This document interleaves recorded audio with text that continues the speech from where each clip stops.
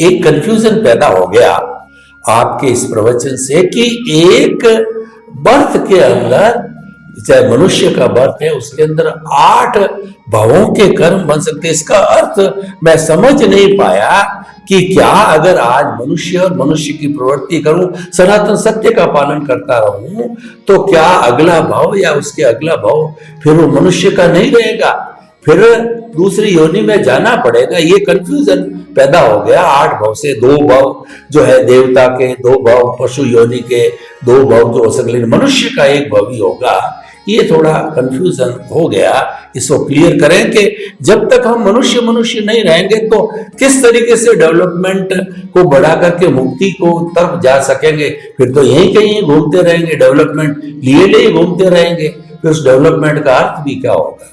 बस सही बात है। प्रश्न के लिए धन्यवाद। सबसे पहली बात यह है कि विज्ञान के अंदर जो सिद्धांत होता है, वो सिद्धांत के ऊपर जब फोकस करोगे तो आपको मालूम हो जाएगा कि सिद्धांत क्या बताया। सिद्धांत में यह बताया कोई मनुष्य मिनिमम 1 बर्थ का और मैक्सिमम 8 बर्थ का कर्मचार कर सकते हैं एक ही मनुष्य भाव में। तो 8 भाव का करना वो कंपल्सरी नहीं है। It is a range of minimum and maximum. Minimum 1 भाव का करेंगे तो नेक्स्ट बर्थ मनुष्य का ही होगा, नो ऑप्शन। अगर मैं मनुष्य में होकर एक ही भाव का कर्मचार करूंगा तो नेक्स्ट बर्थ मनुष्य भाव का ही होगा और कोई नहीं हो सकता है।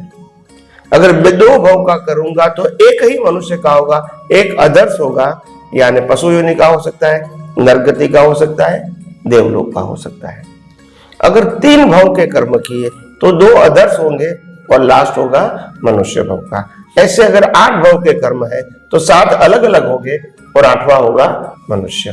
तो ये रेंज बताई, क्या बताई? मैक्सिमम। अभी आप समझे, मिनिमम मैक्सिमम। यस। तो इसीलिए महापुरुष कहते हैं कि ये जैसे जैसे आप विज्ञान समझोगे सिद्धांत के रूप में, तो फिर आपको तकलीफ नहीं होगी समझने में। मगर जैसे सिद्धांत छूट गया और खाली शब्द पकड़ लिए तो फिर पजल होगा ही, क्योंकि सिद्धांत अपरिवर्तनशील है और जो सेंटेंस होता है वो हमारा व्यू पॉइंट हो सकता है। तो इसीलिए बहुत सरल है और इसीलिए ये विज्ञान समझने के बाद ही मालूम होता है कि अगर कोई जीव मनुष्य बनने के बाद भी अगर 15, 20, 25 लाख साल के बाद भी मनुष्य बनता है तो मतलब उनके बहुत सारे कर्म अलग अलग योनि में है। तो ये खत्म करने के बाद ही मनुष्य में आ सकता है, उससे पहले नहीं आ सकते। कुदरत का कानून काफी सिंपल है। अगर मनुष्य भव में आने के बाद मनुष्य भव के अलावा जितने भी कर्म बंद किए हैं वो पहले कंपलसरी खत्म करने पड़ेंगे, फिर लास्ट भव आपका मनुष्य का होगा। मगर आपको पहले मनुष्य के अंदर से फिर देवलोक में गए, फिर मनुष्य में आए, फिर नरकति में गए, ऐसा नहीं होगा।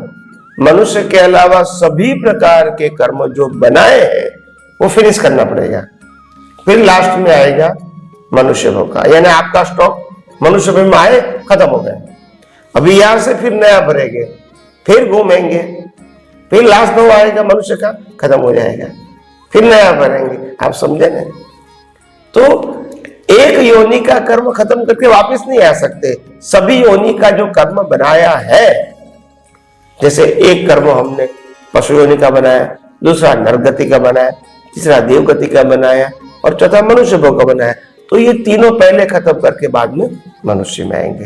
तो ये कुदरत का कानून है और ये कानून हमको धीरे धीरे विस्तार से समझना चाहिए ताकि हमारे जीवन में जो कुछ कंफ्यूजन है, पजल है, वो दूर हो जाए। स्वामी जी आपका बहुत बहुत धन्यवाद। अब क्लियर हुआ सिद्धांत के मिनिमम और मैक्सिमम। मिनिमम मनुष्य जन्म के अंदर व्यक्ति 1 भव का तो वो मनुष्य का बनेगा और मैक्सिमम 8 भव जो आपने बताए। इसीलिए ये बात लॉजिकली भी सही लगती है। क्रमिक में भी बताया जाता है कि कई जन्मों के जो है कर्मों का ये सारा भुगतान होता है, यानी लॉजिकली बात सही लगती है।